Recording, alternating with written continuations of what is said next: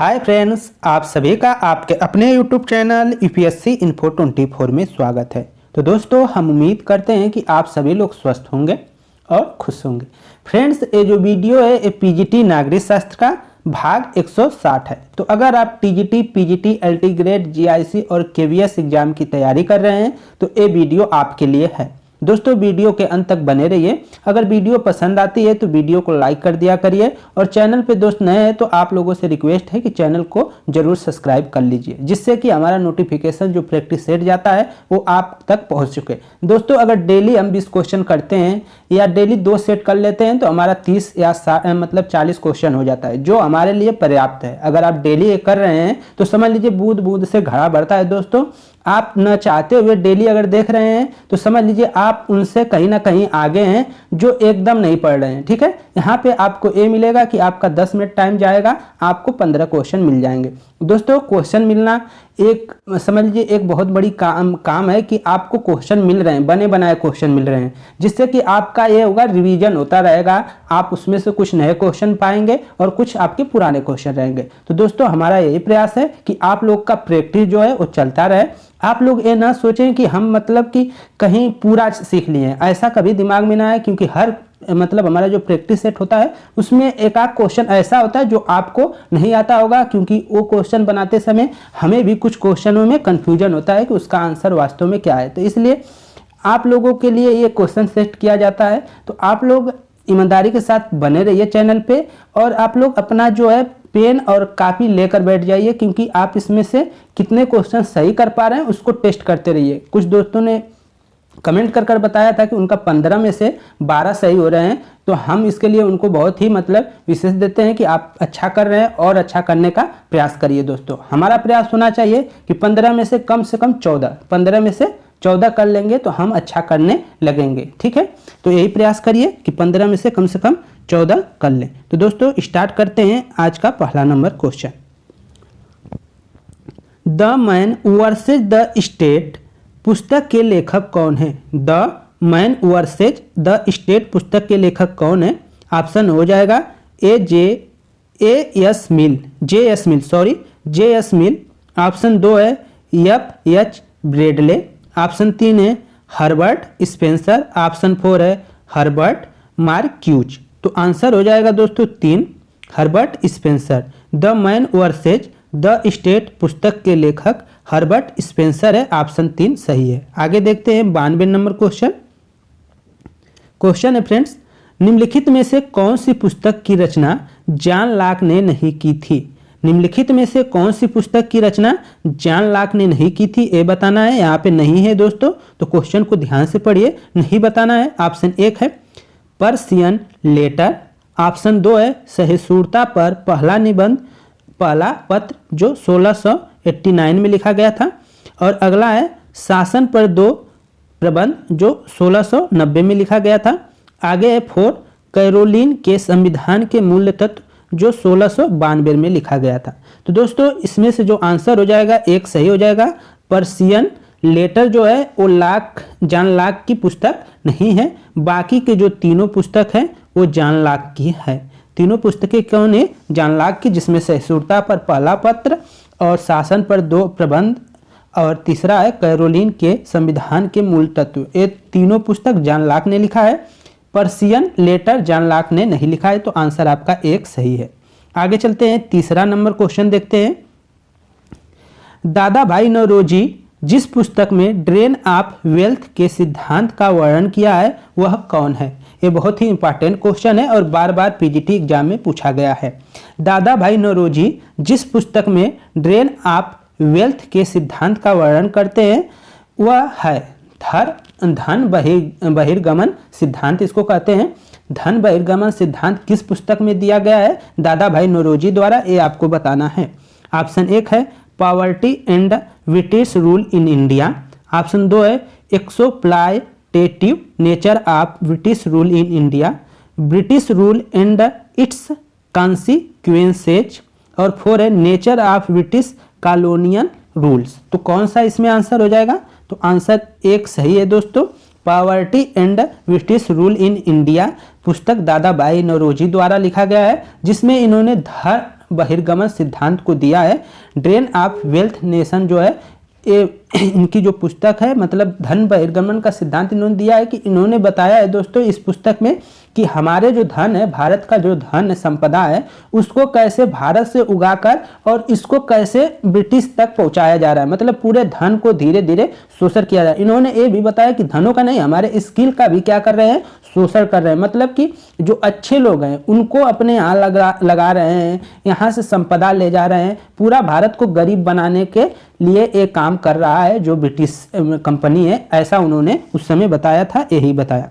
आगे चलते हैं, 94 नंबर क्वेश्चन देखते हैं। आधुनिकीकरण की राजनीति नामक पुस्तक के रचयिता कौन है? आधुनिकीकरण की राजनीति नामक पुस्तक के रचयिता कौन है? ऑप्शन 1 है मैक्स वेबर, ऑप्शन 2 है जेम्स एस कोलमैन, ऑप्शन 3 है डेविड एप्टर, ऑप्शन 4 है एस.पी. हंटिंगटन। तो कौन सा हो जाएगा आंसर दोस्तों? 94 का आंसर 3 सही है, डेविड एप्टर। 94 का जो आंसर है 3 सही है दोस्तों, डेविड एप्टर। तो आधुनिकीकरण की राजनीति नामक पुस्तक के रचयिता कौन है? तो डेविड एप्टर, ये ध्यान रखेंगे।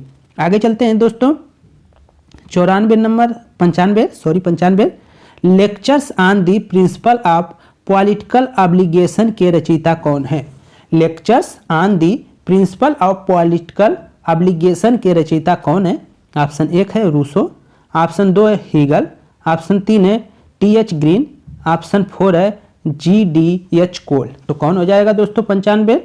तो 95 का आंसर है टी.एच. ग्रीन। ठीक है, lectures on the principles of political obligation के रचयिता हैं टी.एच. ग्रीन, याद रखेंगे कौन है, टी.एच. ग्रीन। आगे चलते हैं दोस्तों, 96 नंबर क्वेश्चन। नकारात्मक स्वतंत्रता की अवधारणा निम्नलिखित में से किस बात पर बल देती है? नकारात्मक स्वतंत्रता की अवधारणा निम्नलिखित में से किस पर बल देती है, ये बताना है। समानता पर, स्वायत्तता पर, हस्तक्षेप की अनुपस्थिति, पसंद की स्वतंत्रता। तो इसका आंसर क्या हो जाएगा 96 का?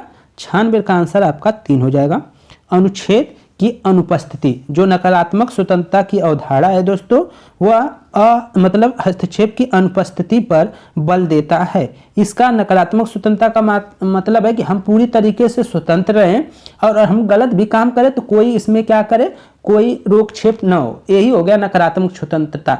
सकारात्मक होता है कि हम स्वतंत्रता तभी तक स्वतंत्रता है जब तक कि हमारी स्वतंत्रता किसी के लिए मतलब बाधक न बन जाए। किसी के लिए अगर बाधा, किसी के स्वतंत्रता में बाधा उत्पन्न कर रही है तो वो नकारात्मक स्वतंत्रता हो जाती है। और लोग चाहते हैं कि वैसी ही स्वतंत्रता मिले कि हम किसी को कुछ भी कर दें, तो वो नकारात्मक स्वतंत्रता। लेकिन स्वतंत्रता का सकारात्मक स्वतंत्रता वही है कि हमारी स्वतंत्रता वहीं तक सीमित है जब तक कि हमारी स्वतंत्रता की वजह से किसी की अन्य की स्वतंत्रता भंग न हो, वो सकारात्मक स्वतंत्रता है। लेकिन नकारात्मक स्वतंत्रता क्या है, हम स्वतंत्र है और हम पूरी तरीके से कुछ भी कर सकते हैं, लेकिन राज्य उसमें क्या करे, हस्तक्षेप न करे, राज्य बस देखता रहे, हम कुछ भी करें, ऐसा नकारात्मक स्वतंत्रता का मानना है। तो ऑप्शन बी, 3 आपका सही है, ऑप्शन आपका 3 सही है।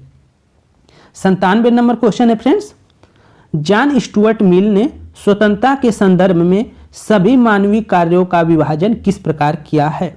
ऑप्शन 1 है स्व संबंधी एवं पर संबंधी, प्रभावात्मक एवं निष्प्रभावात्मक, ऑप्शन 3 है धार्मिक एवं नास्तिक, ऑप्शन 4 है उपयुक्त में से कोई नहीं। तो 97 का आंसर दोस्तों 1 सही है। ठीक है, स्व संबंधित एवं पर संबंधित के रूप में किए। तो जॉन स्टुअर्ट मिल ने स्वतंत्रता के संदर्भ में सभी मानवीय कार्यों का विभाजन किस प्रकार किया है? तो आंसर हो जाएगा स्व संबंधी एवं पर संबंधी के रूप में। आगे देखते हैं 98 नंबर क्वेश्चन, आसान क्वेश्चन है।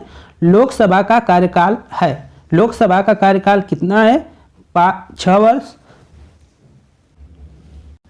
तो लोकसभा का कार्यकाल कितना है फ्रेंड्स? ऑप्शन है 6 वर्ष, 4 वर्ष, 3 वर्ष, 5 वर्ष। तो आंसर हो जाएगा 5 वर्ष। आपका 4 आंसर सही है। तो लोकसभा का कार्यकाल कितना होता है? तो 5 वर्ष होता है। राज्यसभा का 6 वर्ष।